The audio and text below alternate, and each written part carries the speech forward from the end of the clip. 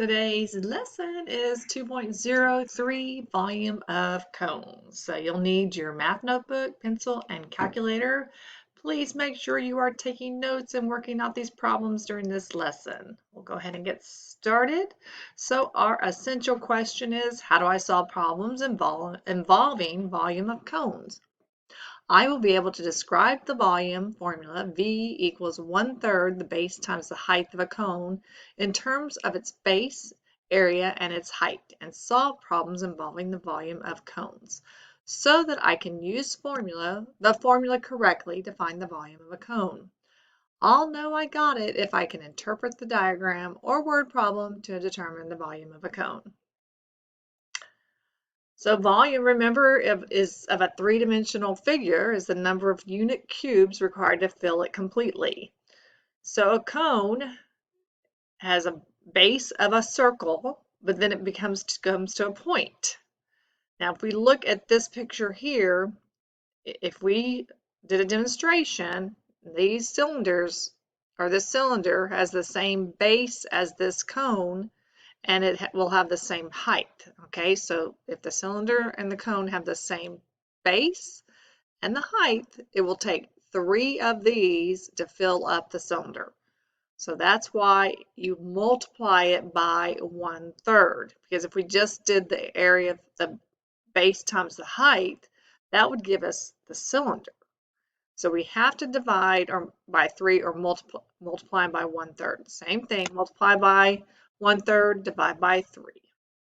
We're not going to watch a video with that. We'll go ahead and move on. So it is on your reference chart. Here it is. It is the volume of a cone. And remember, we already discussed this. This is the small b. Big B means it's the base of that cone, and it means it's going to be the area of that base, which is a circle. So we'll go ahead and move right on. So here is an example, and we start with our formula. You're going to use pi r squared for that b because that is the area of a circle, and the base is a circle.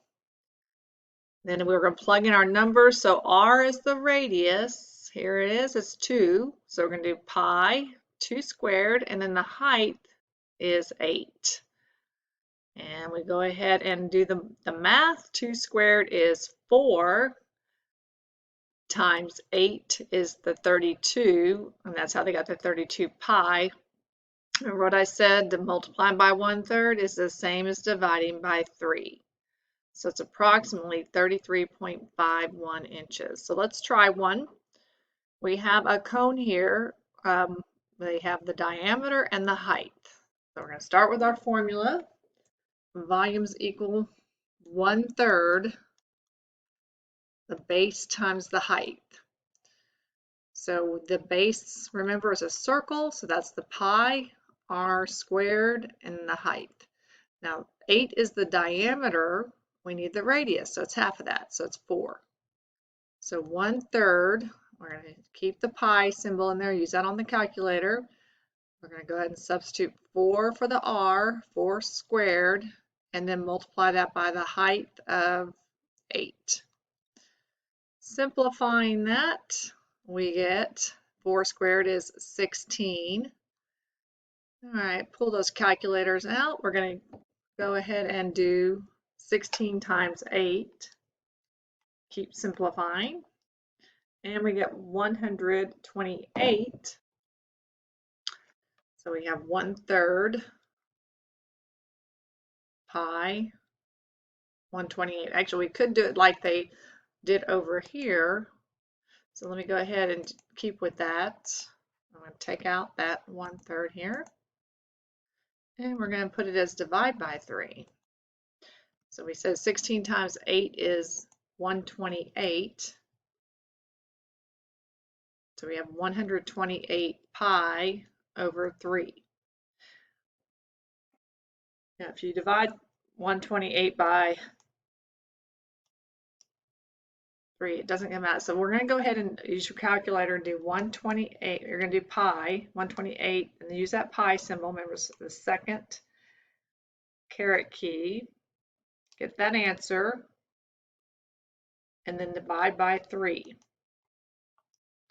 So it's approximately 134.04.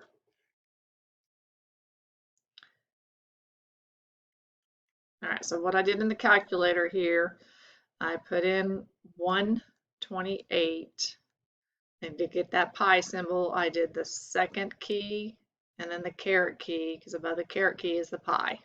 And then I went ahead and pressed enter to get my answer, and then I did divide by 3, and you get this, 134.04. All right, we're going to practice a few problems. So we've got a cone here, and we're going to find the volume.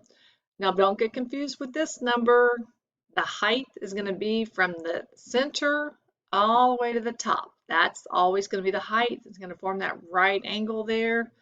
So we have to use 12, not 13. So we start with our formula. And we're going to use the base as a circle. So pi r squared times the height. And we're going to keep the pi symbol. Our radius is 5. We're going to square that. Our height is 12. So we're going to go ahead and do the square. 5 squared is 25. And multiply that by 12. You can use a calculator if you need to. Don't just guess. It's 300. So we're going to write that, remember, as 300 pi divided by 3. So actually you could simplify that or just use your calculator. And we're going to put in 300 pi, so 300 second caret. I'm going to press enter, then I'm going to divide that by 3. 314.159. Doesn't say what to round it to. So we're going to say this is approximately 314 point. I'm going to go ahead and round it. I got 159, so I'm going to round it to 16.16.